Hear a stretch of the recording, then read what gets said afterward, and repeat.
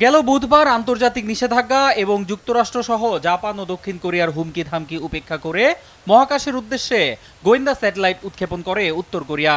একই সঙ্গে স্যাটেলাইটটি নিজেদের কক্ষপথে সফলভাবে স্থাপনের দাবিও করা হয়।